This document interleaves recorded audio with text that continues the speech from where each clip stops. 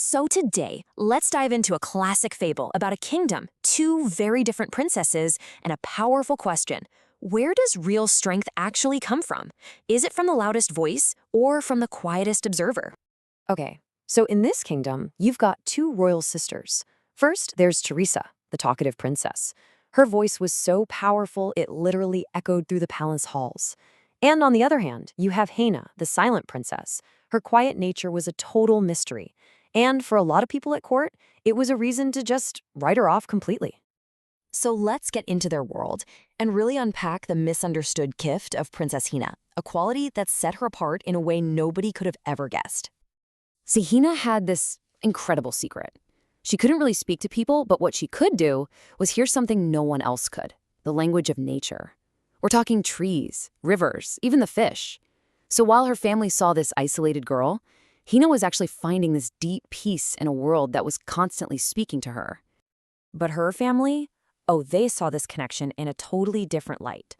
They look at her communicating with nature and just think, oh, our poor child has no friends. They worried that her silence and her, well, strange habits meant she could never rule, that she could never be a leader. They were literally looking at her greatest strength and seeing it as a weakness. Okay, so this is where everything starts to change. Hannah begins to hear this desperate cry for help coming from deep inside the forest. It's a call that only she can hear. And you know what? She knows she can't ignore it. This is where her real journey begins. So she follows this call, right? Goes deep into the woods and comes face to face with a creature of legend, the Root Keeper, the ancient guardian of the entire kingdom. And this is where she gets some terrifying news. The Root Keeper tells her that a deep corruption is just eating away at the palace, completely hidden from view. So, the Root Keeper gives Hina her mission. It's a big one. She gets this magical lantern and 3 very special leaves. Her job? To go back to the palace and use these tools to expose 3 hidden flames, the sins of pride, greed, and fear that are poisoning the kingdom from the inside out. All right, so let's head back to the palace with Hina. She's armed with just her magic and a whole lot of courage, about to start this really dangerous mission to drag the truth into the light. Okay, so Henna walks into the royal council chamber, the heart of all the power and, well, all the lies. Her magical lantern starts to pulse, signaling that the first hidden flame is close. The question is, where is it? And what is it? It's pride. Pure and simple. And it's personified by the kingdom's top general, Sir Lancelot. This guy is all about pushing for constant, unnecessary war. Not because the kingdom needs it, but because he wants the glory. So Hannah takes that first leaf, the red one, and points it at Sir Lancelot. And you won't believe it. It starts to glow, and suddenly he's forced to say what he's really thinking, right out loud, for the entire council to hear. His lust for fame is exposed as the real driver behind so much of the kingdom's suffering. Well, after that bombshell, the council has no choice, right? They strip Sir Lancelot of his command. And just like that, as his pride is shattered, the red leaf just, poof, burns to ash. The first sin has been cleansed. But Henna's not done yet, not even close. The word hunger gets mentioned in the council, and suddenly her lantern is burning bright again, and this time it's picking up on the unmistakable scent of greed. She follows the scent all the way to an old abandoned theater, and what she finds is just shocking. The royal cooks are secretly stealing food meant for the starving public, and they're using it to throw these secret, over-the-top feasts for the kingdom's wealthiest citizens. Okay, so out comes the second leaf, the green one, and in this incredible moment, the magic makes the theater walls just crumble away, exposing the corrupt cooks and all their wealthy guests to the shocked public outside.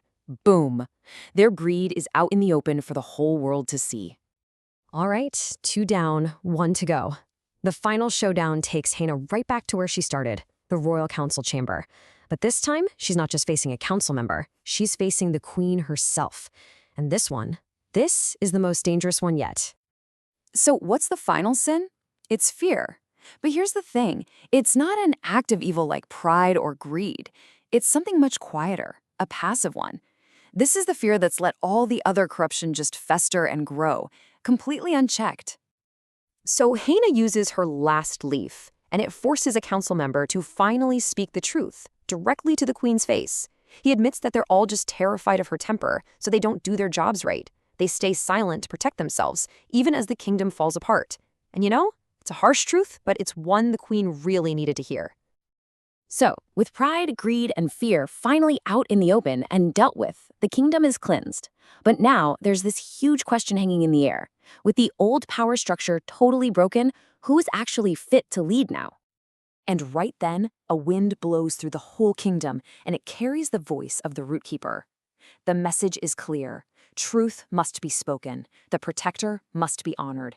And from now on, even the silent ones, they must be heard. The silent princess, it says, will now speak through all of them. I mean, this is a total game changer.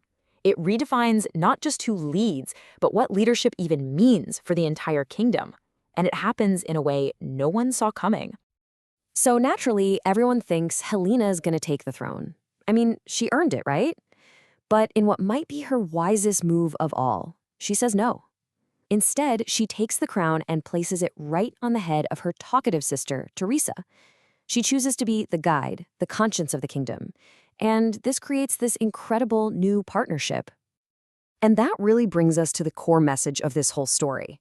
It wasn't just Hannah's silence that saved the day, and it wasn't Teresa's powerful voice either. See, real strength, true strength, came from balancing both of them. The ability to speak and the wisdom to listen, the courage to act and the patience to observe. So this fable really leaves us with something powerful to think about. We live in a world that often celebrates the loudest person in the room, the most visible person.